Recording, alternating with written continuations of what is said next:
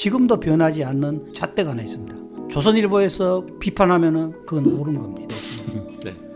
그 두 개의 개혁 조치로 인해 가지고 엔지니어들 완전히 다 마음 돌아서 버렸고 두고두고 KBS에 악영향을 끼치는. 여러분은 지금 현재 KBS 방송 노조가 왜 저렇게 됐는지 원인을 제공하신 분의 증언을 듣고 계십니다. 야, 이 방송 듣고 KBS 사람들 좋아하겠다.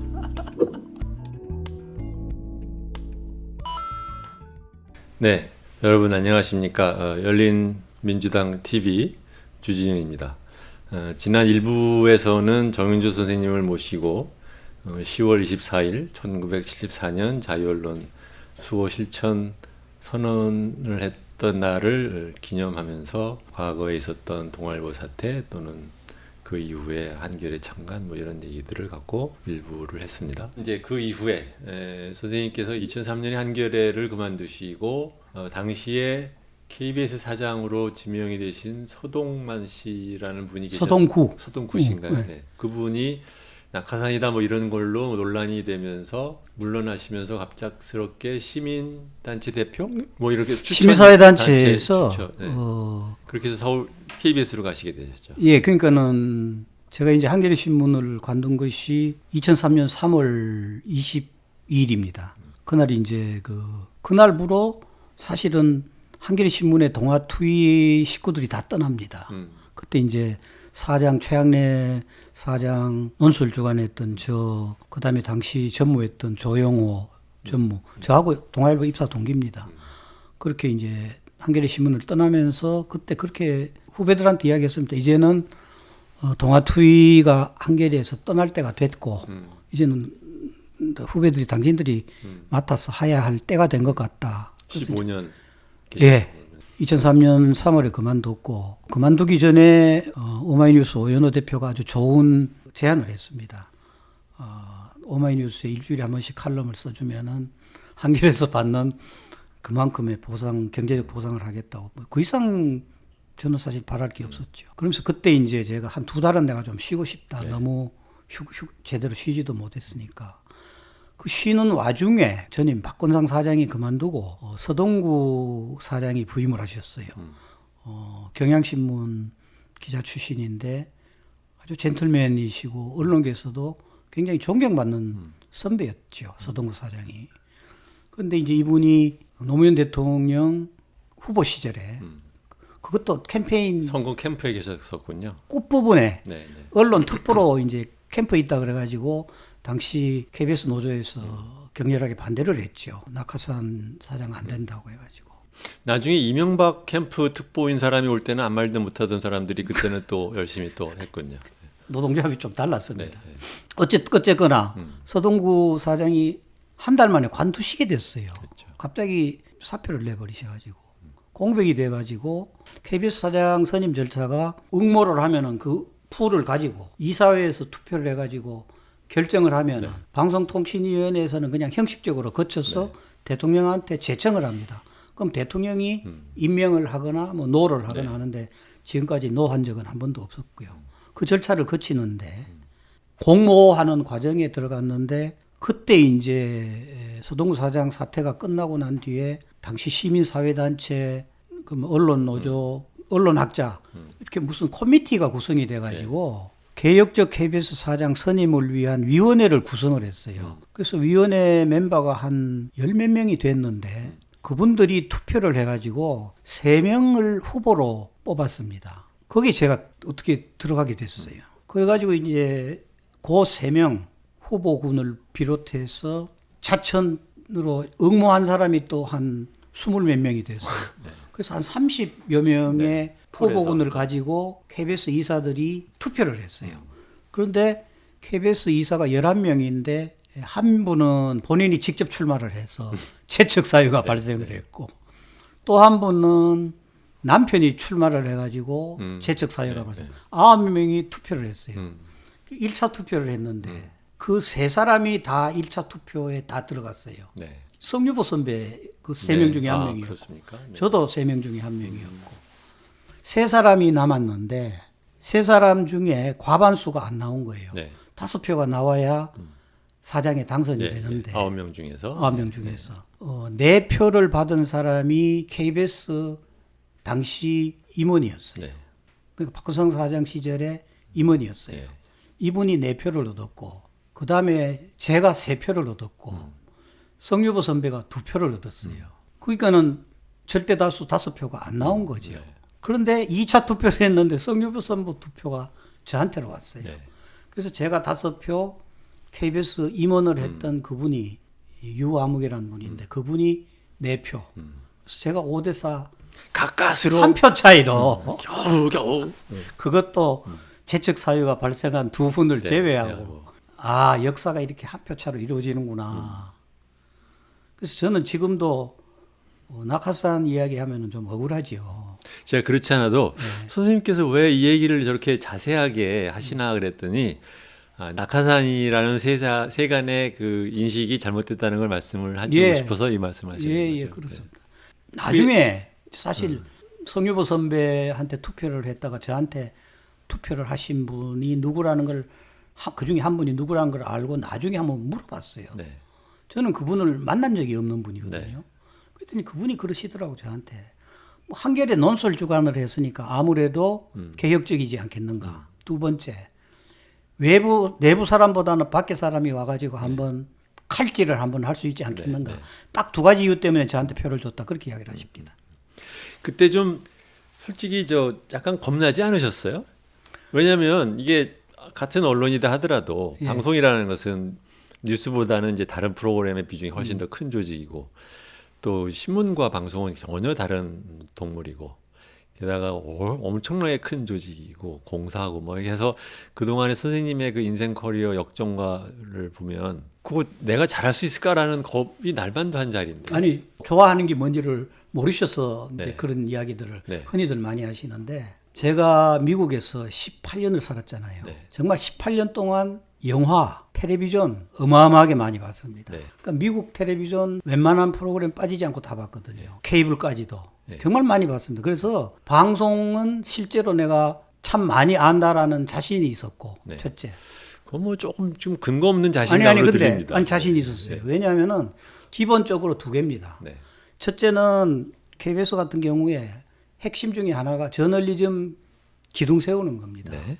그거 하나고 그 다음에 다른 거는 프로그램 잘 만드는 거거든요. 그렇죠. 근데 저는 미국에서 좋은 프로그램을 너무 많이 봤어요. 그래서 이런저런 네, 제 나름대로의 네, 네, 아이디어가 예, 있었고 예, 예. 그 다음에 KBS에 대해서는 제가 동아일보 시절에 KBS 기자들을 겪어봤고 또 한겨레 워싱턴 특파원을 하면서 KBS 특파원들을 겪어봐서 네, 네, 네. 이 친구들의 문제가 뭔지 그걸 이야기를 들어서 잘 알아요. 네, 네, 겪어봐서. 네, 네. 그래서 KBS라는 조직은 제가 가기 전에 가졌던 생각은 뭐였냐면은 야, 이 조직은 정말 관료적인 조직이다. 네. 가장 창의력이 필요로 하는 방송사이면서 구조 자체는 가장 방송 그런 창의력을 억누르는 억압체제다. 그거 생각을 진즉에 가지고 있었고요. 그 다음에 그렇다면 이런 조직 가서 저널리즘은 내가 평생 거기 있었으니까 저널리즘을 어떻게 해야 된다라는 거는 원칙에 내가 써 있고 그다음에 프로그램 같은 거는 이거는 창의력을 이렇게 마음대로 발휘할 수 있는 그런 밑바탕만 잘 닦아주면은 그래서 저는 사실은 그렇게 두려움 없었어요. 그렇죠. KBS 사장을 제 의지가 아니라 이렇게 위원회에서 후보로 이렇게 근데요. 예. 방송사 직원들 입장에서는 그렇죠. 반발감이 많았을 것 같아요. 왜냐하면 그전 사장도 박건상 씨가 있고 사실 뭐 그전에도 계속해서 신문사에서 많이 갔어요. 네, 많이 갔기 때문에 방송사 직원들 입장에서는 아니 왜 우리 사람이 안 되고 또는 적어도 방송계 선배가 안 하고 저렇게 예. 다른 데서 오냐라는 것에 저를 사장 노릇 끊임없이- 하시 굉장히 힘들으셨을 것 같은데요. 저를 끊임없이 비판했던 회사 안팎의 그 사람들이 네. 조직들이 언론들이 특히 조중동이 제일 많이 비판했던 대목이 그거예요. 저거 방송의 비업자도 모르는 사람이 무슨 KBS와 같은 저런 거대한 근데 조직을 방송의 비읍자도 모르는 사람이라고 말할 수 있는 사람은 그 전에도 계속해서 사장을 했어요. 근데 그때는 별 얘기가 없더니 왜 굳이 근데 뭐 그거는 이제 제가 많이 미웠죠. 트집 잡는 거죠. 근데 사실은 미워할 법 저는 했어요. 그렇죠. 네. 제가 한겨레 신문에 있으면서 정말 조중동을 얼마나 이 네, 비판을 그렇죠. 많이 네, 했습니까? 그리고 세무조사해야 된다라고 몇 번을 사설을 그렇죠. 쓰고 네. 칼럼을 쓰고 공정거래위원회에서 그 신문시장 선생님 옛날에 그 당시 뭐 조폭 언론이라는 그 표현도 예. 먼저 쓰시고 두 번인가 칼럼 쓰시고 막 그랬잖아요. 조폭 언론 뭐 그다음에 조중동이라는 뭐 네이밍 세습 같은- 언론 얘기하고. 예. 그래서 그런 걸로 인해서 특히 그 사주들이 구속될 때 음. 혹은 사주들이 나중에 풀려났을 때도 아주 제가 상당히 강하게 비판하는 칼럼을 여러 번 썼거든요. 기사도 사설도 네, 쓰고. 네. 그러니까 저는 뭐 미움받아 마땅하다고 본 측면이 하나가 있고 두 번째 저는 이건 정말 진심입니다. 저는 지금까지 살아오면서 특히 이 최근 한 20년 동안 미국에서 귀국한 이후 실제로 목격한 조선일보의 보도와 사설과 칼럼을 보면서 지금도 변하지 않는 신념이 하나 있어요. 잣대가 하나 있습니다. 조선일보에서 비판하면은 그건 옳은 겁니다. 거의 예외가 없습니다. 아니 네. 저는 저 경우에도 그랬고 네. 많은 경우에 지금 세상 돌아가는 거를 보면은 비판하면은 저 사람들이 비판하면 그건 잘한 거고 네. 저 사람들이 잘했다는 거는 그건 잘못된 방향으로 네. 가고 있는 저는 경험칙이에요 이게. KBS 재임 시절에는 정말 조중동이 저를 심하게 비판을 많이 했지만은 전혀 그거는 저한테 영향도 주지 못했고 그러셨겠죠. 네. 개의치도 않았고요. 여러분들은 이제 기억을 하시는지 모르겠어요. 시청자분들의 이제 연세들이 어떨지를 제가 모르니까. 근데 제가 기억하기로는요. 정현조 선생님이 사장을 하시던 시절에 KBS가 제가 기억하는 KBS에서는 가장 훌륭했었어요. 당시 이제 뭐 연속극 이런 거는 별로 뭐 기억이 안 나지만 당시 했던 각종 시사 프로그램 또는 다큐들이 그전에는 생각도 못한 스케일과 깊이와 그 넓이를 가진 그런 다큐들이 굉장히 많이 나와서 KBS가 저런 것도 할 줄 알아? 막 그런 생각을 했었던 것 같아요. 그렇게 된 가셔가지고 주로 어떤 개혁을 어떻게 하셨나요? 제가 이제 가서 보니까 KBS 사장한테 진짜 권한이 많습니다. 그 예산이 한 1조 4천억 대거든요. 네. 물론 저는 굉장한 규모지요. 네. 그리고 인사권제가 다 가지고 있고. 그래서 거의 내부에서도 그렇게 부릅디다. KBS 사장은 제왕적 권한을 가지고 있다라고 불리울 정도로. 그래서 가서 제가 사원들한테 여러 차례 공식적인 발언을 통해서 조회 시간을 통해서 제가 강조한 사실이 하나가 있습니다. 내가 이 회사를 떠날 때는 가장 힘없는 사장이 돼서 떠나겠다. 나 이 제왕적 권력이란 거 다 놓고 간다. 네. 그래서 가서 맨 먼저 한 것이 권위 없앤 거였어요. 제가 거기 있으면서 제가 5년 4개월 재임을 했는데 5년 4개월 동안 제가 인사권을 행사한 것은 부사장 선임, 그 다음에 임원들 중에 제작 관련 임원, 그러니까 보도본부장, 제작본부장, 편성본부장. 제작 관련되는 본부장하고 부사장만 내가 임명을 했고 네. 나머지는 제가 인사권 행사 안 했습니다. 네. 다 내려줬습니다. 네. 보도본부 인사, 보도본부장 책임하에 다 하게 했고 5년 동안 그렇게 하니까 본부장의 권위가 생기는 거예요. 이제 사장 눈치 안 봐도 되는 거고. 그다음 두 번째는 KBS 가기 전부터도 느꼈고 가서도 느낀 것이 굉장히 억압체제, 굉장히 권위주의적이고 이게 억압된 분위기였어요. 그래서 여기서는 특히 프로그램 만드는 데 필요한 창의력이 발휘되기 위해서는 이 사람들을 놔줘야 되겠다. 그러니까 자율성을 확대해 줘야 되겠다. 그러려면 자율성을 확대해 주기 위해서는 어떤 제도를 도입해야 되는가. 개혁 추진단이라는 거를 구성을 해가지고 정말 KBS 직원 여러 분야에서 거의 베스트들을 뽑아가지고 개혁 추진단을 구성을 했어요.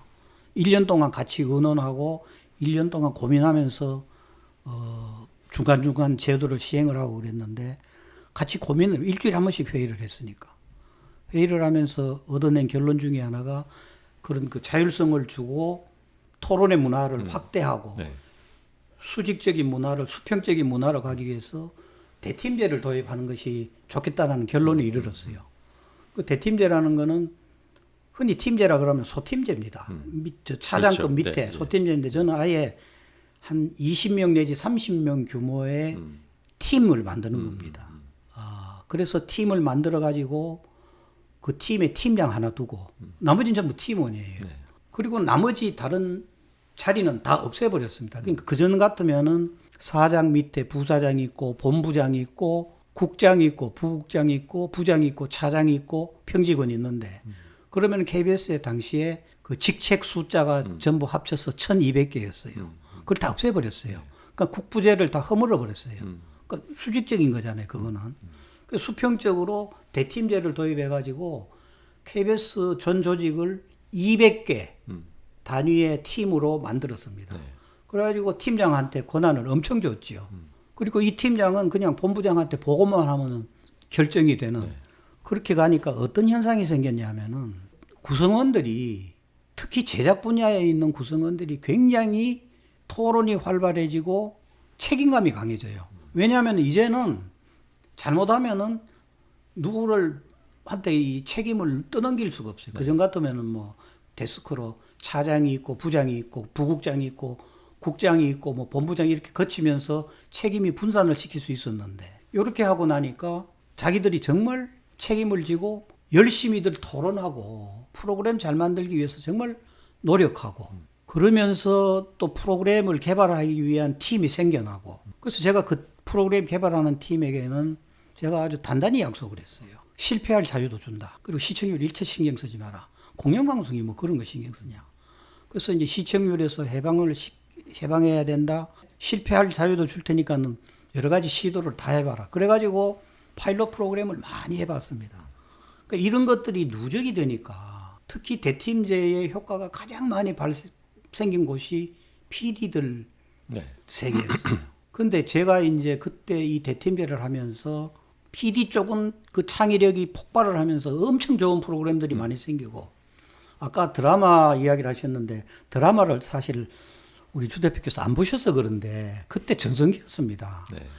올리는 것마다 대박이 터졌어요. 정말 어느 기억나시는 게 있다면 어떤 게 있으실까요? 저 엄마는 뿔났다 뭐 그다음에 기억 안 뭐 납니다. 김수현 선생이 네, 쓰신 예. 작품들도 많고 뭐 백만송이의 장미 뭐 많습니다. 네, 뭐 네, 뭐 그다음에 대하 드라마 중에서 성웅, 이순신, 네, 네. 대조영 김명민 씨 나왔던 예, 정미순 씨. 그 네. 정말 훌륭한 작품들 많이 했죠. 그런데 또 게이트 키핑이 필요한 조합이 또 따로 있어요. 네. 그 경우에는 대팀제가 오히려 또 문제를 네, 하더라고요. 그래서 제가 그때 이제 그렇게 한편으로 하면서 제작 부서에는 엄청나게 좋은 효과를 봤고. 근데 이제 내부적으로 어떤 문제가 생겼냐면은 자리가 1,200개에서 200개로 줄어드니까는 1,000개의 직책이 사라지면서 그렇죠. 네. 그 1,000개의 직책을 가지고 중간 명함을 새겼던 네, 분들이 그 기회가 날아가고 난 뒤에 그다음 자기한테 그런 기회가 다시 없다고 생각을 하면서 정말 저항이 심했습니다. 1,000명의 적을 만드신 거죠. 예, 근데 그 1,000명이 사실은 1,000명이 아니고 전 직원이었어요. 젊은 경우에는 자기 나이 들었어도 나도 저렇게 나중에 되니까. 그 자리를 가질 수 없으니까. 그러니까 그때 이제 직위하고 직책을 구분을 해서 직위 명칭을 사용을 못하게 했습니다. 보통 경우에는 그냥 호봉이 일정에 달하면은 차장 호칭을 쓰고 부장 호칭을 쓰고 과장 호칭을 쓰고 국장 호칭을 쓰고 그러잖아요. 근데 그거를 못 쓰게 했어요. 자, 여기서요. 15년이 지난 지금 그거를 하시기를 잘하셨다고 생각하세요? 아니면 후회하세요? 후회는 하지 않고 네. 지금 다시 한다면은 더 지혜롭게 했을 것이다. 더 지혜롭게 어떻게 했느냐. 그렇게 일률적으로 다 해버리고 나니까 저항이 너무 심해서 그렇죠. 결국 제 그만두고 난 뒤에 이 대팀이 없어져 버렸어요. 네. 그러니까 개혁이 지속되지가 못하고 네, 예. 내부 반발이 너무 심하니까 그 내부 반발로 인해서 그 이후에 KBS 조직이 굴러가는데도 굉장한 장애가 돼버리더라고요. 네. 그래서 지금 가서 만약에 그 골치 아픈 조직 맡아서 하고 싶은 생각이 참 없습니다만은 정말 문제가 많아요. 지금 가서 다시 한다면은 제작 부서에는 그게 필요해요. 네. PD들 부서. 예, 예.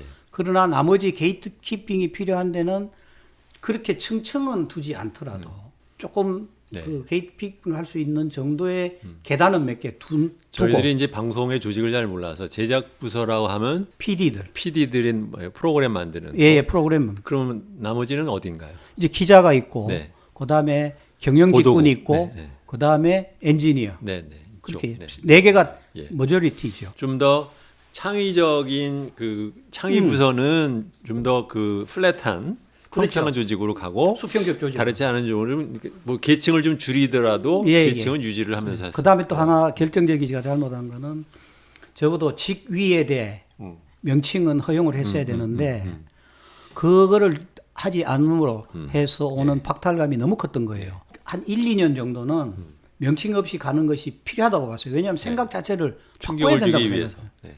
형식이 내용을 결정하기 때문에 그 명칭을 가지고 있으면 안 된다고 생각을 해가지고 팀제 정신을 살리기 위해서는 그걸 없애야 된다고 생각을 했는데 근데 어떻게 보면 사실 좀 약간 폭력적이죠. 그러니까 그렇죠. 나는 20년, 30년을 이 조직에서 이렇게 살아왔는데 갑자기 밖에서 날라온 사장이 야 지금부터 그거 없어라고 말하면 사람들이 당신이 뭔데?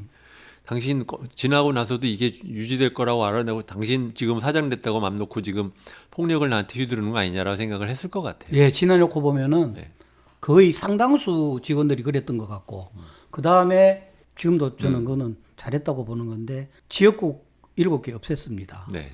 제가 이제 처음에 KBS에 가보니까요. 그 지역국이라고 하면은 KBS 본사가 있으면 각 주요 뭐 대구, 부산 이런 식으로 해서 총국이 각 도마다, 있고, 네, 도마다 총국이 있어요. 총국이 있고 총국 밑에 있고, 또 총국 말하자면 밑에 이제 지국이 있고 지국이 네. 그걸 이제 지역국이라. 지역국. 네, 네. 예를 들면은 전주 같으면은 전주 총국이 있고 네. 그 밑에 옛날에 없어지기 전에 군산국이 있고 남원국이 있고 네. 뭐 그런 방식으로 네, 예, 조금 예. 소규모 도시나 읍 단위의 네. 그런 이 지역국이 있었죠. 네. 총국이 9개가 있었고 지역국이 16개가 있었어요. 네. 그 중에 일부는 정치적인 이유에서 만들어진 것도 있고 국회의원이 자기 네. 지역구에 하나 KBS 지역국을 만들어 달라 그래서 낸 것도 있고 방송을 이 릴레이하는 네. 전파를 받아서 쏘는 게 아니라 방송을 받아서 릴레이하는 기능에다가 과거에는 KBS 수신료를 우리가 직접 가서 징수했을 네. 때는 징수요원들도 징수요원. 있어야 네, 되고 네. 징수요원도 있어야 되고 뉴스 기능도 일부 해야 되고 네. 그런데 이제 시간이 지나면서 가령 예를 들면 전주하고 군산, 전주하고 남은 30분이면 갈 수 있는 거리에 굳이 왜 이런 것들이 필요하냐. 그래서 제가 사장으로 취임을 해보니까 사장실에 당시 맥켄지인가 어디 컨설팅 컨설팅 펌에서 상당히 많은 비용을 들여서 컨설팅 한 게 있는데 거기에 보니까 지역국을 4개를 없애라고 레코멘드를 했습니다. 말씀하신 게 기억나요. 박건상 사장 시절에 맥켄지 컨설팅을 받았었죠. 예, 수신료 뭐 그거 네. 징수하는 것도 아니고 그다음에 한전으로 이제 통합이 됐으니까. 예, 그다음에 저 전파 송신하는 네. 것도 이미 80몇 프로가 직접 수신을 하지 않고 케이블 그러니까 안테나를 놓고 하지 않고 케이블이나 혹은 뭐 다른 것을 통해서 위성을 통해서 수신을 할 때가 되나서 제가 볼 때는 이거는 선택과 집중이 필요하다. 네. 그래서 총국 중심 체제로 가야 되겠다 해서 7개를 폐쇄를 했습니다. 그 과정의 저항은 뭐 상상을 초월합니다. 네, 네. 그래서 제가 대팀제 도입하고 지역국 7개 구조조정하는 과정에서 내부의 저항이 너무 심했고 그 2개의 개혁 조치로 인해 가지고 지역국 엔지니어들 완전히 다 마음 돌아서 버렸고 그 다음에 대팀제 하면서 내부에 수많은 사람들의 박탈감을 하면서 그 다음 노동조합 해가지고 완전히 수구적 그런 노조가 탄생을 해서 길게 봐서는 두고두고 KBS에 악영향을 끼치는 아하. 그 발단이 되는 거예요. 그래서 제가 그 모든 것을 다 지금 되돌아볼 때 여러분은 지금 현재 KBS 방송 노조가 왜 저렇게 됐는지 원인을 제공하신 분의 증언을 듣고 계십니다. 맞습니다. 네, 네. 전 지금은 그래서 제가 그 모든 걸 다 경험하고 난 뒤에 정말 개혁은 지혜롭게 해야 된다. 그 저항까지도 다 예상을 하고. 저도 이제 여러 기업을 다니면서 일을 해봤는데 제가 느끼는 뭐냐면 아무리 합리적이고 전체 조직과 직원들한테 좋은 일이다 하더라도 누군가의 밥그릇을 뺏으면 왼수가 됩니다. 그 나머지는 안 보여요. 그 다음에는. 그래서 이제 그때부터 완전히 수구적인 노조가 들어오면서 이 집행부의 생각이 가치로 보면은 우리나라의 아주 우파 수구적인 사람들하고 가치도 거의 같고 세상 보는 눈도 같고 한 팀이 돼가지고 같이 행동을 하더라고요. 소위 말하면 진보 정권의 이념과 가치를 같이 하는 사장이 와서 자기들의 밥그릇을 뺏으니 노조의 지도부를 그 사람한테 이념적으로 맘 놓고 반대할 우파 지도부를 갖다 놔서 막자 이렇게 됐다는 얘기잖아요. 그렇죠? 그런 선택을 하더라고요. 그러네. 그럼 그렇게 선택하도록 제가 그런 몇 가지 이른바 나는 개혁이라고 생각하고 네. 나는 이건 KBS를 위해서 필요하다고 생각했는데 뭐랄까 네. 부작용까지를 미처 다 헤아리지를 못한 것이죠. 네, 예. 지금 저렇게 사실은 KBS도 그러고 MBC도 그런데 다 내부가 복잡합니다. 그렇죠. 과거에 저 있을 때도 그렇게까지 격렬하지는 않았는데 뭐 수구가 압도를 해버렸으니까 지금은 그 수구 노조, 우파 노조가 제1노조, 제2노조 이렇게 갈라졌죠. 하다가 지금은 이제 소위 그 민주노조라고 네, 하는 제1노조가 다수가 됐습니다. 네. 근데 숫자가 그렇게 압도적으로 많지는 않아요. 네. 그러나 다수 노조가 되기는 했는데 다수 노조 될 때까지 굉장히 오랜 시간이 걸렸고 걸렸죠. 그 수구 우파 노조라고 하는 세력이 열심히 지금 또 요새도 또 열심히 지금 하면서 포스터 붙이고 있죠. KBS 가보면은. 포스터뿐만이 아니라 회사 내부의 온갖 기밀 사항을 네. 이상한 정당과 이상한 저 언론사에 다 갖다가 바치고 하고 있습니다. 그 짓들을 하고 있어요. 그러니까 내부에 그 아주 격렬한 상상 이상으로 그 복잡한 양태가 벌어지고 있는데 어떻게 보면은 그 원인 제공을 사실은 맨 처음에 한 건 접니다. 그런 면이 있겠네요. 예. 그래서 굉장히 그런 면에서는 책임감도 느끼고 가슴이 아프지요. 자, 근데 이제 그러다가 이제 연임을 하시고 예. 이따가 방금 아까 말씀하셨는데 5년 4개월 계시다가 이제 예. 그만두셨다 그러는데 사실 그때도 제가 보면서 참 의아스러웠던 것이 이제 크게 보면 두 가지죠. 하나는 5년 4개월이라는 얘기는 이제 8개월 남겨놨는데 예, 9개월. 네, 9개월. 그거를 못 참아서 그렇게 말도 안 되는 그 일을 갖다 이명박 정권이 했을까? 앞에 이유부터 먼저 네. 설명을 예, 드리면은 무리한 걸 동원한 거예요. 사실은 감사원 감사, 검찰 수사, 국세청 세무조사, 그다음에 교육부에서 뭐 우리 신태수 비서 잘라내고 하는 그런 일련의 과정은 그 6월부터 아주 본격화가 됩니다.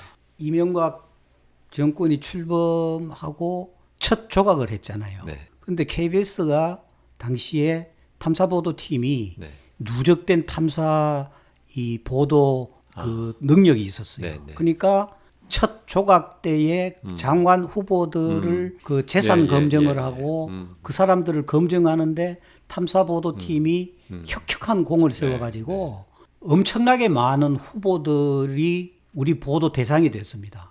그래서 9시 뉴스, 톱뉴스로 계속 나가는 거예요. 매일 밤. 몇 명은 낙마했어요. 네. 당시 이제 이명박 대통령의 멘토가 최시중 네. 씨고 이 양반이 근데 동아일보 선배입니다. 네. 이 양반이 나중에 방송통신위원회 위원장으로 그렇죠. 가잖아요. 위원장 취임하자마자 맨 첫 번째 한 일이 자기 대학 다닐 때 친구였던 당시 KBS 김금수 이사장한테 전화해가지고 제발 정연주 저거 좀 잘라라. 그러면서 한 말이 있어요. 제가 김금수 이사장한테 직접 들은 이야기인데 정연주 때문에 우리가 나라를 운영을 못하겠다고. 근데 사실 엄격히 말하면 그거는 정 선생님 때문이 아니라 근데 그렇게 본 거죠. 네. 그렇게 본 겁니다.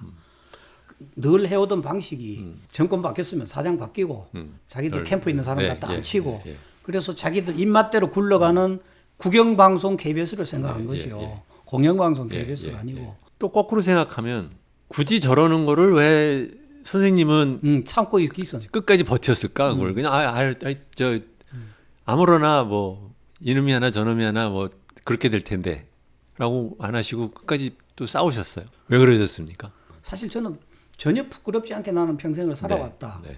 아무리 뒤져도 안 나온다. 실제로 저희 그렇죠. 동네 수포까지 다 뒤졌잖아요.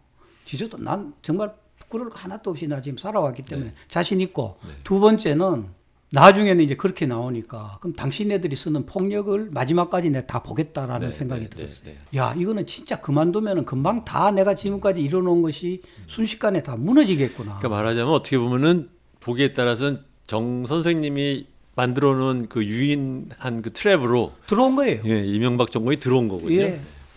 그때 안 잊혀지는 게 많아요. 한나라당하고 청와대 쪽에서 끊임없이 한 이야기가 정권이 바뀌었으면은 당연히 저 정권과 다른 가치를 가진 인물이라면은 스스로 물러나는 것이 지극히 자연스럽고 당연한 건데 왜 뻗치고 있느냐라는 이야기 많이 했죠. 근데 소위 저는 말하는 그 조선일보가 사설에서 엄청 그렇게 썼었죠. 그렇게 쓰고 뭐 온갖 인격적인 이야기 비판을 많이 했죠. 근데 이제 이게 어떻게 이룩한 절차적 민주주의인데 이걸 함부로 망칠 수가 있는가라는 정현주 사장님을 이명박 정권이 온갖 핑계를 들어가지고 몰아낼 때 한편으로는 야 저렇게까지 뻔뻔스럽게 하나라는 생각이 하나 있었다고 하면은 그거 못지않게 충격적이었던 것은 뭐였냐면은 KBS 방송 노조가 거기에 유착해서 같이 뛰었다라는 거예요. 그거는 전혀 예상을 못했고 밖에 있었던 저로서는요.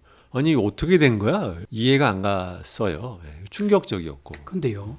거기서 제가 한 5년 남짓 지나면서 본 건데 당시에 그 노동조합을 했던 그 핵심 세력들은 KBS의 정권이 바뀌면은 크게 한 자리를 한다고 생각했던 겁니다. 그런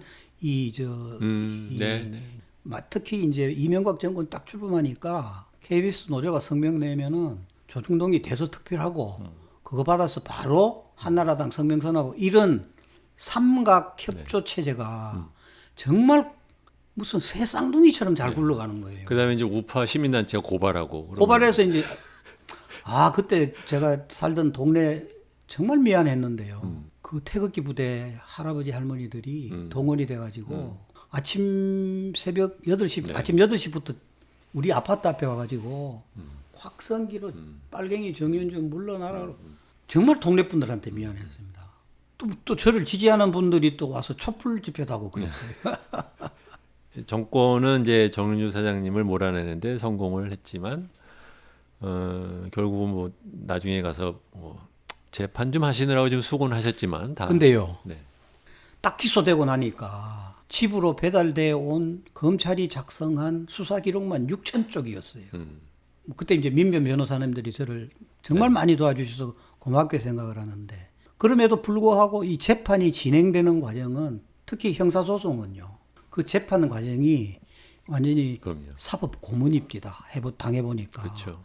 검찰 권력이 남용되는 것들을 보면은 이게 남의 일이 아닌 겁니다. 저는 제가 직접 경험을 해봐서. 그 다음에 또 언론은 그 과정에서 기소되기도 전에 제가 8월 20 며칠 날 기소가 됐는데 2008년. 한 달 전 조선일보 사설은요. 정현주 씨 사장 더 하려고 5,500억 배임했느냐. 그게 사설 제목이면서 내용은 제가 이미 중죄를 저지른 파렴치범으로 확정 판결이 난 겁니다. 그래서 검찰 권력이 남용되는 거, 언론 권력이 남용되는 거, 이거는 정말 더 이상 용납이 돼서는 안 되겠다. 근데 지금 이제 KBS를 좀 보시면 정권이 바뀌고 나서도 못 찾고 여전히 그냥 지질거리고 있는 것 같아요. 이게 물론 방송 환경, 아까 이거 달라진 것에 의한 것도 가장 있지만 큰 거는 그겁니다. 그 방송 환경하고 언론 환경이 사실 엄청나게 바뀌었잖아요. 아까도 잠깐 말씀드렸지만은 제가 재임하던 때만 하더라도 그 지상파 독과점이 거의 끝나갈 무렵이었지만 여전히 그 독과점에 그 여유분이 있었어요. 그렇죠. 그러니까 재정적으로도 그렇게 뭐 쪼들리지는 않았지만은 그렇게 뭐 힘들거나 그러지는 않았었고 그래서 일정의 여유를 부릴 수가 있었어요. 그러니까는 뭐 실패할 자유도 주고 그다음에 여유롭게 기다려 주기도 하고 그다음에 이런저런 실험이 가능했고요. 근데 그 당시에도 사실 그 얘기는 나왔잖아요. 뭐냐면 중요한 프로그램을 외주를 주고 소위 말하면 자기들은 이제 원청으로 일만 부리먹고 실질은 험한 일들이며 이런 일은 이제 제작사들이 막 한다 이런 얘기들을 그게 이제 사장님 계실 때부터 그랬는지는 모르겠는데 그 얘기가 사실은 방송가에서 오랫동안 나왔던 얘기잖아요. 그렇죠. 이 정규직 비정규직 문제도 있고 원청 하청 문제도 있는데 그러면 이제 조직 내에서 자기들이 그런 식으로 실제로 일을 해본 사람은 안 쌓이고 그 사람들은 다 바깥에서 돌리면 그러면 조직에 있는 사람은 나중에 쭉쭉 남잖아요. 다 외주 주는 건 아니거든요. 저 있을 때 외주 비율이 40% 안 넘었어요. 그게 또 정부에서 일정 기준을 지키라고 하는 기준도 있습니다. 저 있을 때도 나중에 이제 적자가 발생해서 막 무능 경영하면서 노조에서 맨날 때리고 하니까 내부에서 그 편성 쪽에서 쥐어짜더라고요. 그 쥐어짜다 보니까 맨 먼저 타격가는 것이 외주더라고요. 그래서 그 제작비 너무 아끼지 말라고 적자 봐도 내가 다 책임진다고 그런 적도 있는데. 실제로 근데 뭐 KBS 조금만 일해본 사람들이 다 하는 얘기가 KBS 직원이 한 3분의 1은 일을 안 하고 그냥 있다면서요. 창가적이라 그러죠. 네. 창가적이라 그러는데 이제 몇 가지 사유가 있는데 하나는 주류에서 벗어났다는 아까 그런 그 행태가 하나가 있고 두 번째는 이제 나이가 들었는데 관리만 하려고. 관리만 하려고 하는데 관리직은 제한돼 있고, 돼 있고. 특히 제가 대팀제 도입하고 난 뒤에는 자리가 없어졌잖아요. 내내 골칫덩어리가 이 시니어 그룹의 이 잉여 인력을 네, 어떻게 활용하는가 하는 것이 핵심 중에 하나고 공기업 구조에 퇴출 구조가 없잖아요. 네. 그러니까 그 퇴출 구조를 제가 하나 만들어 보려고 이른바 3 스트라이크 아웃이라 그래서 세 번 계속 일정한 평가 이하를 받으면은 네. 해직되도록 만들어 놨는데 그거 뭐 다 제대로 해보지도 못하고 그냥 다 허지부지 되져 버렸고 그다음 두 번째 하나 그러면은 그나마 좀 시니어 그룹들의 문제를 해결하기 위해서 제가 강력하게 해보고 싶었던 게 임금 피크제였어요. 네. 임금 피크제 해가지고 임금을 팍 낮추자. 그런데 그거는 이제 저하고 적대적인 노조가 오면서는 거의 그건 뭐 네. 이야기도 끄집어낼 수 없는 네. 상황이 되어버렸고 이제 이렇게 방송이 지금 이렇게 된 데는 물론 내부적인 요인도 있겠지만은 환경이 가장 크다고 봅니다. 네. 이명박 정권 때 종편이 생기고 광고 시장에서 종편으로 많이 빠지고 또 디지털로 많이 빠지고 예를 들게요. 제가 재임 기간 때 보통 광고를 KBS가 ETV 광고를 통해서 1년에 한 6,500억을 했습니다. 네. 그때 수신료 수입이 한 5천억 됐거든요. 나머지는 이제 콘텐츠 판매로 메웠는데 MBC 같은 경우에 그때 보통 평균 한 연 8천억 했어요. 지금 MBC 3천억 못 합니다. 네. KBS 2,500억 간신히 채웁니다. 광고비로. 광고가. 네.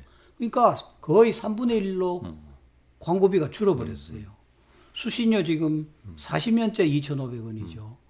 그러니까 수입 자체가 확 줄어들고 나니까 나머지는 이제 겨우 콘텐츠 판매나 네. 이런 걸로 메우는데 그러니까 절대 예산액이 저 있을 때나 지금이나 비슷합니다. 근데요, 그러니까 그렇게 말씀을 하시면 아니 이제 그러면 조금만 어떻게 가능해요, 이게? 예? 그런데도 어떻게 운영은 아니 그러니까 가능해요? 이야기 예, 들어보시라고. 그러니까 MBC 하루에 3억씩 적자 나고 그다음에 KBS도 뭐 그만큼은 안 되지만은 적자가 지금 발생하고 있어요. 네. 그럼 어떻게 그걸 계속 유지를 하느냐? 그러니까 어떤 외부 수입이 더 생길 수 있는 요인이 발생하지 않으면은 지금 가지고 있는 자산 처분해야 돼요. 그런데 KBS하고 MBC는 토지 자산이 좀 있거든요. 네, 예. 지역사도 그렇죠, 있고 예. 뭐 여기저기 옛날에 세워놨던 그 송신탑 네. 그거 뭐 지금 걷어내고 해도 되고 그런 땅들이 있으니까는 당분간은 먹고 살 거는 있어요. 요새 지금 그러면 팔고 있어요? 일부 팔고 있어요. 네. 일부 팔고 있어요. 근데 이제 이게 급속도로 줄어드는 거죠. 네. 뭐 1년에 뭐 적자가 1,000억 안팎이라 그러면 그게 적은 숫자입니까? 불과 몇 해 전만 하더라도 공영방송의 존립이 참 위태롭다라고 그냥 말만 오갔는데 이게 실감나게 오지 않는 거였어요. 지금은 이제 실감이 나기 시작을 합니다. 진짜 엄청난 일이 KBS 분들이 작년부터 벌써 보니까는 돈이 없어서 버짓을 깎고 프로그램 하는 걸 자꾸 줄이시더라고요. 보여요. 요새 보면은 옛날 프로그램 중에 베스트 뽑아가지고 재편집해서 내보내는 거 많아요. 그런데 재미있는 것은 그러한 환경에 이렇게 뻔히 보이는 환경이 변하고 있음에도 불구하고 아무도 뭐를 하려고 안 하시더라고요, 또. 본인들은 거의 유일하게 생각하는 것이 수신료 인상이고 네. KBS 입장에서는 조금 객관적으로 보는 사람들은 내부의 고비용 문제를 해소해야 될 거 아니냐라는 그렇죠. 주장도 나오고 MBC는 우리도 수신료 좀 달라 그러고 수신료 우리도 네, 좀 예, 달라 예. 그러고 그래서 이제 이 문제들이 지금 여기저기서 안들이 나오는데 이거를 본격적으로 풀어나가는 주체가 없어요. 그렇죠. KBS 혼자 힘으로 사실은 수신료 문제나 고비용 구조를 해소를 못 하거든요. 제가 고비용 구조를 몇 가지 한번 설명을 해 드릴게요. 첫째, 임금 문제는 KBS가 2, 3년 안에 상당히 좀 누그러집니다. 왜냐하면은 88 올림픽 때 많이 그때 뽑아놓은 사람들이. 올림픽에 대비해서 인력을 왕창 뽑았어요. 거의 한 300명 가까이 뽑은 걸로 아는데 보통 때 한 3배 뽑았어요. 이 인력이 지금 거의 정년에 와 있어요. 굉장한 숫자죠. 그 뭐 다 연봉 1억 다 넘잖아요. 네. 그러니까는 이 300명이 정년퇴직하면은 상당히 네, 좀 예, 누그러뜨려질 예, 예. 것이고 그 다음에 고비용 구조가 두 개가 있습니다. 하나는 송출 관련된 겁니다. 네. 송출 관련된 건데 KBS 따로 송출하고 MBC 따로 송출하고 관악산 가보면은 예. 제마다 다 하나씩 그 송출탑 가지고 있잖아요. 릴레이 하는 시설 갖춰야죠. 지금 디지털 방송으로 전환하면서 새로 투자를 했을 거 아니에요. 또 새로 투자했죠. 그다음에 그 송출 인력 필요하죠. 요 자체만 놓고 보면은 엄청난 비효율이죠. 그런데 한편으로 또 KBS는 국가기관 방송이에요. 네. 그러면은 이거를 위해서 어떻게 해야 되느냐? 제가 생각할 때 답은 영국 모델인데 송출 공사를 만들면은 이 비용을 굉장히 절약할 수 있어요. BBC는 그러니까 영국은 그렇게 해요? 영국은 지상파들이 그렇게 다 송출을 하나로 묶어서 영국 사람들이 보면 합리적인 데가 많아요. 제도를 예. 보면. 네. 아, 영국에 또 임금 피크제 얼마나 합리적으로 운영합니까? 그래서 그 역할을 그럼 누가 할 것인가? 지금 보면은 해줄 수 있는 공적 기관은 방송통신위원회밖에 없어요. 방송통신위원회가 적극적으로 나서가지고 각사를 설득을 하고, 그다음에 엔지니어들, 송출 인력들 설득을 하고, 앞으로 어떻게 우리가 이게 플랜이 이러니까 몇 년 계획을 가지고 어떻게 하자라는 리더십을 발휘해야 됩니다. 그러면은 일단 고비용 구조에서 상당 부분을 걷어낼 수가 있어요. 또 하나는 이제 광고 영업과 관련된 건데 KBS, MBC 코바코 체제입니다. SBS는 별도로 직접 영업을 할 수 있도록 랩을 만들었고, 그런데 KBS하고 MBC는 코바코 체제인데 그 코바코라는 체제가 영업하는 것이 지극히 관료적이고. 도대체 코바코를 왜 유지를 해요? 저는 정말 이해를 못하겠더라고요. 그러니까. 근데 KBS나 MBC가 어떻게 되냐면 코바코를 운영을 하면 코바코에서 일단 광고 수입이 나오면은 14%를 떼갑니다. 그럼 14% 중에 11%를 광고 대행사에 주고, 예를 들면 제일기획에 주고, 나머지 3% 자기들이 먹어요. 그게 조금 낮아졌는지 어땠는지 모르지만 제 있을 때 3%였어요. 3% 그 커미션 받아가지고 저 조직을 운영하면서, 그런데 영업은 어떻게 하느냐 아시잖아요. 관료 조직이 어떻게 기업들을 상대로 해가지고 제대로 영업을 합니까? 그게 하나 있고, 코바코 체제에서는 KBS하고 MBC가 이른바 결합 판매라 그래가지고 100만 원어치 광고를 받아오면은 15%를 더 받아와야 돼요. 그 15%는 KBS와 MBC가 따로 종교방송이나 EBS 거를 따로 광고를 같이 받아줘요. 소위 기업 관리라. 광고 영업을 대신해 주는 거예요. 그러니까 이게 꼭 광고주 입장에서 보면은 맞아요. 부가세 같은 거예요. 맞아요. 15% 부가세를 내니까는 그럴 바야 SBS 광고하고 그럴 바야 그 훨씬 가격 싼 종편의 광고하지. 저 기억납니다. 한다는데 갑자기 왜 원하지도 않은 방송사 끼어들어 있더라고요. 그러니까 결합 판매요. 그게 이제 2000년 종합방송법이 생기면서 그때 이 방송법 체제가 지금까지 유지가 되는데 이 방송법은 기본적으로 KBS, MBC, SBS가 독과점 체제이기 때문에 그거를 견제하는 것이 기본입니다.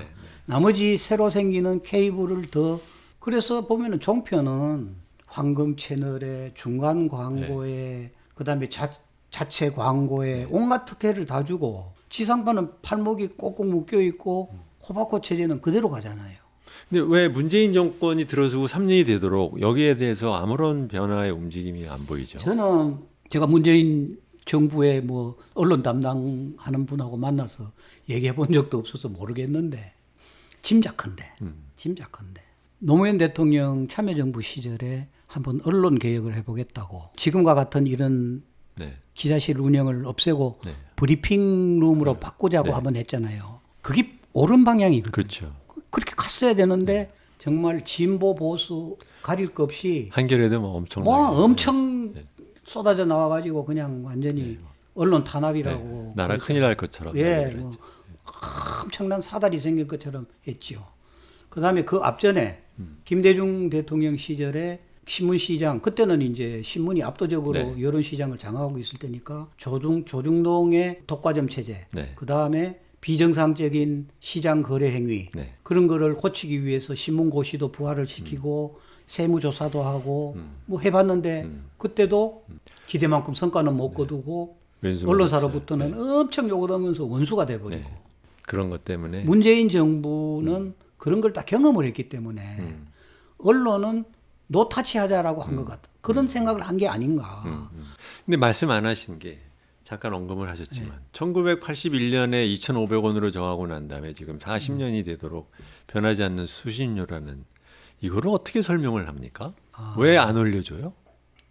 그러니까 첫째는 네. 수신료라는 것 자체가 KBS를 보기 때문에 내는 돈이 아니거든요. 네. 그러니까 수신료라는 거는 시청료가 아니죠. 네. 그러니까 라이선스 피입니다. 네. 영어로. 예. 그 뜻은 TV 세트를 가지고 네. 공영방송이라는 제도를 갖고 있는 것에 대한 이 공적 부담금인 그렇죠. 거죠. 네. 그러니까 KBS에서 직접 수신료를 직접 징수하고 할 때는 비용도 많이 들고 했는데 이게 전기료하고 합병되면서 수신료 수입이 팍 늘어나서 전혀 수신료에 대한 그 인상 필요성이 전혀 없었어요.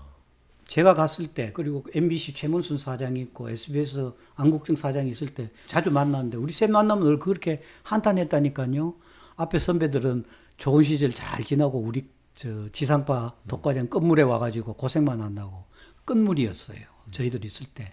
그러니까 그때는 벌써 이미 보이기 시작을 했습니다. 야 이거 광고가 케이블로 뉴미디어로 막 빠져나가는 게 보여요. 네. 그리고 제작비는 막 치솟고. 그래서 이거 KBS 같은 경우에는 저 수신료를 올리지 않으면은 유지하기가 어렵겠다 그래서 제가 이제 발동을 걸었습니다. 발동을 걸었는데 이 수신료 문제만 나오면은 어느 정권이냐에 따라서 그 반대쪽에 있는 사람들은 항상 정치적 편향 문제를 제기를 합니다. 그건 예외가 없습니다. 그러니까 야당인 정당이 KBS는 여당 편이니까 쟤네들 좋아지는 꼴을 못 보겠다. 못 보겠다.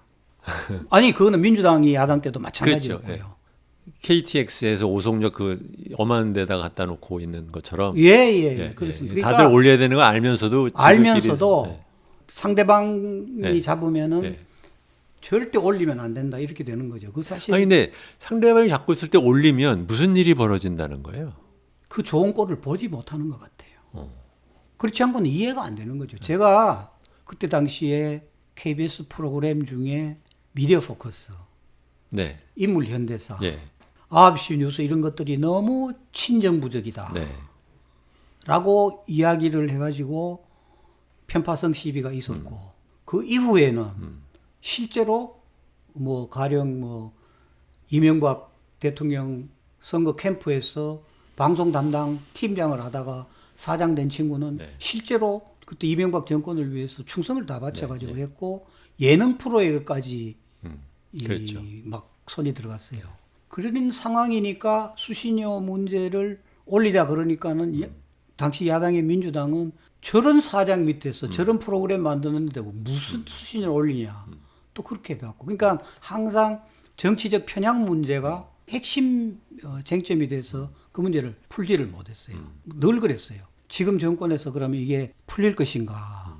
지금은 사실은 조건이 훨씬 좋아졌어요. 민주당하고 열린민주당 예. 합치면은 소위 여권이 얼마든지 통과시킬 얼마든지 수 있죠. 통과시켜줄 수 있는 그런 시점이 됐으니까 지금은 저는 이렇게 생각합니다. 일단 문제를 발동을 걸어야 돼요. KBS에서 수신료 안을 내면은 이사회에서 의논을 하고 방송통신위원회 가면 방송통신위원회에서 찬반을 이야기할 것이고 KBS에 대해서는 너가 이거 바꿔라. 내부에서 이거 혁신 좀 해라. 이거 개혁해라. 임금을 어떻게 좀 해라. 뭐 고비용 구조인 이 송출공사 문제는 어떻게 해라. 저는 양성동 씨가 그거를 이니셔티브를 갖고 할 줄 알았어요. 방금 말씀하신 것처럼 시청률만 하더라도 일단 KBS 이사회에서 의결을 해야 되는 거 아닙니까? 왜 그것도 안 하냐는 거죠. 근데 그게 이제 KBS 내부에서는 제가 있을 때 시도했다가 안 됐죠. 네. 그 다음에 또 시도했다가 안 됐죠. 이 트라우마가 남아 있어요. 그런데 지금 이제 일단 지금 발동을 걸었거든요. 양승동 그래요? 사장이 네, 지금 이제 그 팀을 구성을 해가지고 일을 이제는 시작하는 거 해야 되는데 제가 볼 때 가장 중요한 핵심 부처가 저는 방통위라고 봅니다. 네. KBS가 자체적으로 지머리 깎기는 진짜 쉽지 않은 구조예요. 방통위가 중간에서 중심을 잡으면은 근데 또 방통위도 보면은 정말 아무것도 안 하는 것 같아요. 요새 보면은요. 참 그러면 안 되는 조직이에요. 거기가 방송통신과 관련해서 종합적인 정책을 세우고 해야 되는데 그 기능을 과연 제대로 하고 있는지에 대해서 진짜 저 비판들이 많지요. 아니면은 또 뭐 옥상옥이 될 수도 있는데 아예 수신료위원회라는 걸 따로 만들자. 법을 개정하자. 뭐 법을 개정하든 아니면은 뭐 대통령 직속 네, 기구로 예, 만들든 근데 지금 보면 제가 보기에는 핑계대기 좋은 것이 KBS의 저 말하자면 방만한 비용 구조와 그 인력 운영을 놔둔 채 얘네들 돈만 올려주면 저대로 그냥 갈 거 아니냐라는 식의 또 핑계를 대는 것도 얼마든지 가능하잖아요. 예, 그래서 네. 지금 어느 정도로 뭐가 방만한지 그걸 어떻게 고쳐야 되는지 송출과 문제는 어떻게 풀어야 되는지 이런 것들을 우선에 놔놓고 구체적인 그렇죠. 네. 논의를 시작하는 그럼요. 거죠. 네. 그게 필요한 거죠. 그러니까 맨날 정치적인 목소리만 네, 내가지고 반대하고 이래가지고는 사회가 어떻게 발전을 그러니까요. 합니까? 그 지금 야당이 저렇게 하는 이유 중에 하나는 이제 그런 게 있겠죠. 신문이라는 게 점점 영향력이 적잖아요. 예. 거기에 비해서 사실은 뭐 TV는 막 2천만 대, 1천만 대가 국민한테 깔려 있지 않습니까? KBS 또는 MBC 이런 데가 충분한 리소스와 인력을 갖고 좋은 프로그램을 만들고 공정한 언론 역할을 하는 것 자체가 지금의 국민의힘당 입장에서는 엄청나게 부담스러울 수 있죠. 왜냐하면 저 덕에 그래도 종편이나 막 우리 편 들어주고 또 걔네들이 먹고 사는데 만약에 시청률 올려줘서 그것을 예를 들어 뭐 KBS가 더 받든 뭐 MBC가 좀 더 뛰어가든 해가지고 그 사람들 경쟁력이 좋아지면 종편이 죽을 거고 그러면 그나마 방송에서 자기네들 편 들어주는 사람들은 이제 SBS 하나밖에 안 남는다. 이 계산을 할 거 아닐까요? 만약에 지금 야당이 네. 그런 생각을 한다면은 그건 복음이죠. 어떤 면에서 KBS에게 복음이고 왜 복음이냐? 네. 여당에서는 정반대지요. 네. 그렇잖아요. 예. 지금 여권에서는 그 역으로 생각하는 게 할 수 있는 거잖아요. 네. 아, 이거 우리가 수신료 올려주면은 오히려 우리 우군 생기네? 네. 라고 볼 수 있잖아요. 네. 만약에 지금 여권이 그렇게만 생각해 준다면은 지금 표가 다수니까 네. 절차를 밟으면 되는 그러니까요. 거예요. 제 말이요. 예. 근데 왜 그걸 안 하는지 이해를 못 하겠다고요, 저는요. 야, 이 방송 듣고 KBS 사람들 좋아하겠다. 아니 저는 그렇지만 그와 동시에 KBS도 소위 그 흔히 말하는 뼈를 깎는 구조 조정 해야 된다고 아니 생각합니다. 그거는 네. 이번에 우상호 의원도 바로 그 표현을 쓰셨습니다. 네. 우상호 의원이 굉장히 오랫동안 문광에 오래 계셨거든요. 네. 저 있을 때도 네. 계셨고 굉장히 KBS를 정말 많이 아십니다. 방송에 대해서도 정말 많이 아시고 그분이 뼈를 깎는 계획을 하라고 요구를 했다면은 무슨 보관이 있을 거라고. 뭐를 뼈를 깎아야 되는지 아무 뼈나 깎는 게 아니잖아요.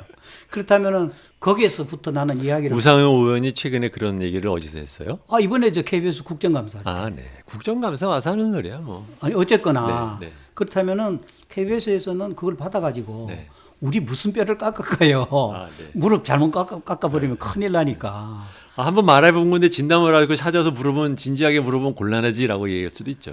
아니 근데 이제 우상호 의원께서는 꾸준히 네. KBS 수신료 올라야 된다라는 철학을 갖고. 근데 사실 일개 국회의원이 추진할 수 있는 일은 아니죠. 근데 이제 우상호 씨를 방통위원장으로 시키면 모를까. 아니 그래도 국회 분위기나 리드를 여권의 할 수 있다. 분위기를 네, 네, 네. 특히 그 문광이 오래 계셨던 네, 네, 네. 분이고 하니까 상당히 중요한 역할을 하실 수가 있죠. 네, 그러니까 네. 저는 어찌됐거나 예, 예. 절차를 구체적인 이야기를 예. 끄집어내도록 해야 된다는 거죠. 물론이죠. 근데 저는 정말 너무도 상식적인 얘기인데 이게 이렇게까지 오래가는 것을 보면 참 힘들어요. 우리는 40년이라는 말이 안 되죠. 네. 전 세계 기록 세울 것 같아요. 예, 예. 이거는 근데 저는 한번 했다가 실패를 한 경험이 있잖아요. 네. 그때 근데요, 저는 이것도 좀 사람들이 조금 좀 바꿔야 되는 것 같아요. 뭐냐면 원래 변화라는 게 한 번 시도로 되지 않아요. 근데 한 번 했다고 그러니까 이제 안 한다는 식으로 나오는 거는 굉장히 이해하기 어려운 태도거든요. 그래서 그 뒤에 뭐 다른 정권 하에지만은 한번 네. 김인규 사장 시절인가 했었고 그다음에 이제 지금 양승동 기록년, 사장이 네. 지금 발동을 네. 일단 걸고 있으니까 한번 지켜볼 필요가 있고 다시 이제 그 네.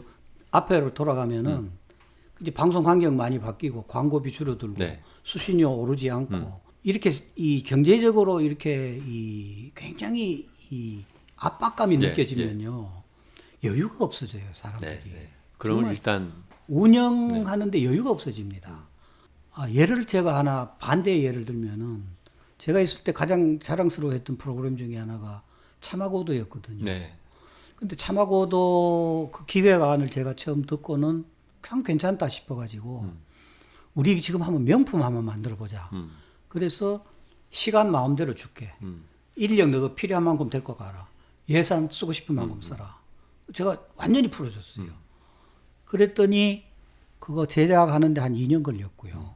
인력 마음대로 갖다 썼고 제작비 보통 그때 당시에 우리가 자연 다큐 만들 때 한 6천만 원 그 정도 들었을 때인데 환경 그렇게 스페셜 그렇게 같은 거. 싸게 했어요. 근데 참화고도는 한 편당 2억 5천 들었습니다. 아유, 뭐.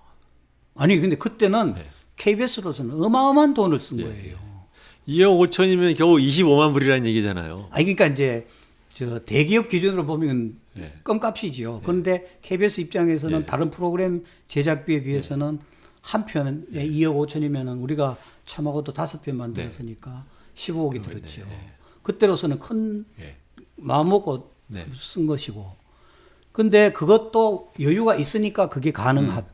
지금 이제 내가 볼 때 KBS의 경영진이나 거기 직원들은 그런 여유를 잃어버린 것 같아요. 너무 이렇게 시달리다 보니까. 그리고 제가 KBS에서 해임될 때 핵심 사유가 두 개입니다. 하나가 배임죄라는 그런 파렴치범이고 두 번째가 무능경영입니다. 적자 봤다고. 적자 봤다고 해서 무능경영을 그 두 개가 핵심이라서 이후부터는 KBS에 적자를 내지 않으려고 사장들이 정말 많이 쥐어짰어요. 그런 측면에서 지금도 저는 상당히 KBS 직원들이 위축되어 있지 않나 하는 그런 생각이 있고, 그 다음에 이명박 박근혜 시대를 지나면서 특히 그 정권에서 프로그램에 개입을 하고 특히 예능 프로까지 개입하고 하면서요. 그때 정말 우수한 예능 PD, 드라마 PD들이 많이 빠져나갔어요. 나 PD가 대표적인 사람이죠. 뭐 나영석도 그렇고 뭐 많습니다. 네. 그 이제 나는 왜 그런 아픈 기억을 다 기억을 하냐면은 이 친구들이 술 마시고 꼭 어떤 때 전화를 해요. 저 이번에 KBS 떠나게 됐습니다. 그러면서 막 울면서 그 사연을 이야기를 해요. 도저히 견디지를 못하겠다. 지금도 떠나는 걸 고려하는 직원들을 제가 있어요. 만나요. 네, 제가 있어요. 지금도 만나요. 봤어요. 네. 그러니까 지금은 이제 여기 더 있어서 무슨 네, 희망이 네. 있겠냐. 나간 자기들 선배나 네. 나간 동료들 보면은 훨씬 자유롭게. 그러니까요. 사실 지상파에 대한 그 방송통신심의위원회의 그 심의가 훨씬 촘촘하거든요. 강하고. 종편은 대신에 굉장히 느슨하고. 네. 그런 측면이 있어요. 그래서 KBS에 있는 지금도 떠나려고 하는 사람이 있고, 지금도 얼마 전에 내 아는 KBS에서 아주 좋은 히트작 만드는 친구인데 떠납디다. 종편으로 갔어요. 네. 그래서 그때 떠난 인력이 꽤 한 4, 50명 네, 가까이 됩니다. 좋은 인력 떠났지요. 방송 환경 나빠져서 재정적으로 엄청 시달리죠. 네. 그러니까는 여유를 많이 잃어버렸어요. 네. 뭐 요새는 또 워낙 정치적으로 예민하잖아요. 이 시청자들 반응이. 네. 뭐 뉴스 하나 어떻게 나가서 자기들 입맛에 안 맞는 뉴스 나가면은 뭐 온갖 험악한 댓글들 많이 나가잖아요. 저는 정말 이거는 어떻게 사회가 이렇게까지 돼버렸나 하는 그런 게 드는데, 특히 그 여성 기자들이나 여성 PD나 뭐 이런 분들에 대해서 아주 성적인 모욕을 가하는 그런 댓글들도 막 많거든요. 어디 누구를 지지하는 거 다 떠나가지고. 선생님 저는요 애초에 댓글을 허용하는 것 자체가 이해가 안 가요. 아, 네. 예. 못하러 그걸 허용하는지를 잘 모르겠어요. 예. 예. 익명으로 하다 보니까는 그러니까요. 거기에 와서 자기 감정 배설하는 거거든요. 그럼요. 예. 그런 측면이 제일 강하거든요. 온갖 스트레스나 그런 거를 거기 와서 다 배설을 하는데 그걸 보는 사람은 상처를 입는단 말이에요. 네. 보도 한두 개 가지고 완전히 주일론 살릴론 네, 평가를 해버려. 그럴 건 아니거든요. 프로그램 전체를 놓고 봐야 되고 그렇죠.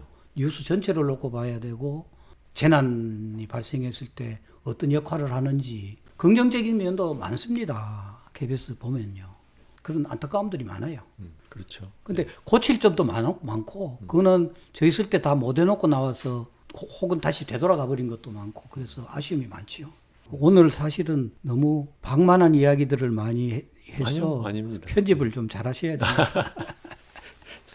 사실 이런 얘기를 누구한테 제가 여쭤보겠어요. 그렇잖아요. 그러니까 뭐 이런저런 걸 다 겪어보시고 돌이켜보는 사람이 갖는 그 지혜라는 것이 있기 때문에, 그리고 지혜와 넓이라는 것이 있어서 사실 선생님 아니면 뭐 여쭤봤자 뭐 대답을 할 만한 사람도 없는 질문들이기도 하고, 그래서 좀 너무 고생을 시켜드리는 아닙니다. 그래서 저는 모습이었습니다.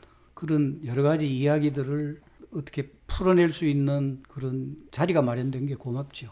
고맙습니다.